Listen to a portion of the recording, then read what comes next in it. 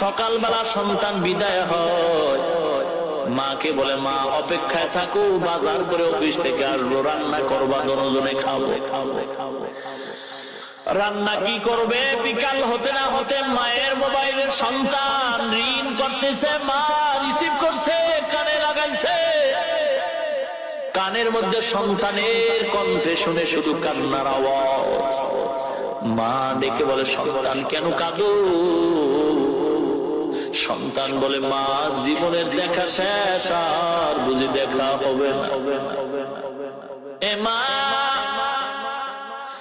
মনের মতো একটা সালাম জানায় যাই কি বলে আর দেখা হবে না। মা কাঁদে আর কয় বাবা এমন খবর কেন, কি হয়েছে? সন্তান বলে মা যেই অফিসে চাকরি করে আমার জীবিকা নির্বাহ করি গো মা, ওই অফিসের চতুর্পাশে আগুন লেগে গেছে রে মা। ডানে আগুন, বামে আগুন, চতুর্পাশে আগুন। মা খাওয়াজটা পাইয়া বেহুশায় জমিনে পড়ে গেছে। মহিলারা মাথায় পানি দিয়ে হুশে আনলো। মা আবার মোবাইল করে কয় বাবা কি আওয়াজ দিলি রে বাবা? সিঁড়ি দিয়া লাফ দিয়া পার। সন্তান বলে মা সিঁড়ির মধ্যে তালা লাগানো, বের হওয়ার কোনো সুযোগ নাই রে মা। মা ডাক দিয়া কয় সন্তান বাথরুম কি নাই? বলে হ্যাঁ মা বাথরুম আছে। মা বলে বাথরুমের মধ্যে গিয়ে একটু পানির কল ছাইরা দে, আগুন যেন তোর গায়ে না লাগে। সন্তান বলে না মা গার্মেন্টস এর বাথরুমের মধ্যে আগুন লেগে গেছে। লোকেরা নিচে তাকায় দেখে ওই 3 তলা 4 তলা দিয়ে কিছু হাত দেখা যায়। জানালা দিয়ে হাতগুলি বের করে বালখানি ডাকে আর বলে আমাকে বাঁচাও বাঁচাও। লোকেরা বলে একটা আওয়াজ পাইছি বাঁচাও। অল্প সময়ের মধ্যে হাতগুলি আবার আস্তে আস্তে করে ভেতরে চলে গেছে।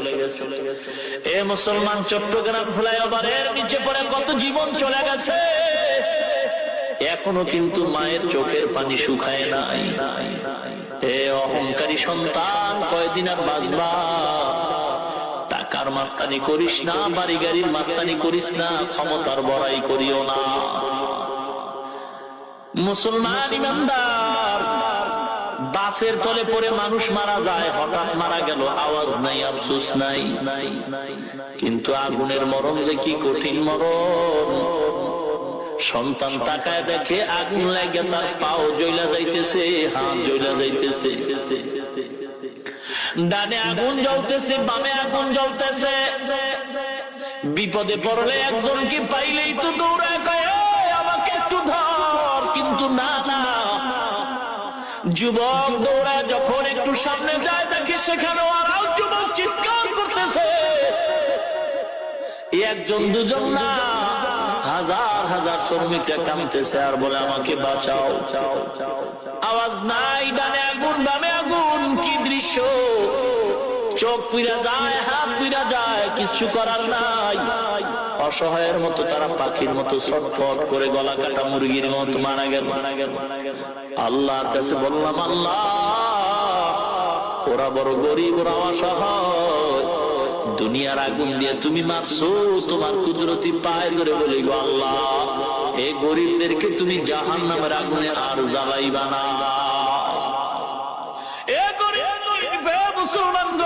যুবক ভাই, আমিও আপনার মতো একটা যুবক সন্তান, নাই লেখাপড়ার জীবনে কোন সার্টিফিকেট নাই, কোন চাকরি, কওমিয়া মাদ্রাসায় লেখাপড়া করে আপনাদের সামনে বসছি রে বাবা। অনেকে তো আবার বুঝেই না যে কওমিয়া আবার কোন জগতের হালুয়া। এ বাবা, কওমিয়া মাদ্রাসা হলো আসমানি জগতের হালুয়া। হাজার লাখ কওমিয়া মাদ্রাসা, যেই মাদ্রাসায় পড়লে সরকার টাকা দেয় না, চাকরি দেয় না, সার্টিফিকেট দেয় না। যারা বলো মাদ্রাসায় পড়িয়া ঠগে, এ বাবা টুপি মাথায় দিলে শান্তি পাওয়া যায় না।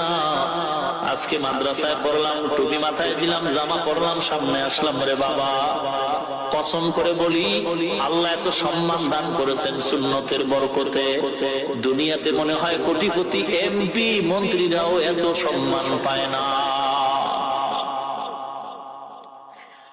এত কষ্ট করে দিনের উপরে চলতেছি রে বাবা। যৌবন তো আমাকেও দান করেছেন, তুমি যৌবনের কারণে দাড়িটা কামাইলা, শার্ট প্যান্ট পরে চলতেছো, নেশাগ্রস্ত হয়ে দৌড়াও। নেশা পান না করলে তোমার ঘুম আসে না, তোমার শরীর ভালো লাগে না। এ যুবক রে, যৌবন তো কসম আল্লাহর আমার মধ্যে আছে।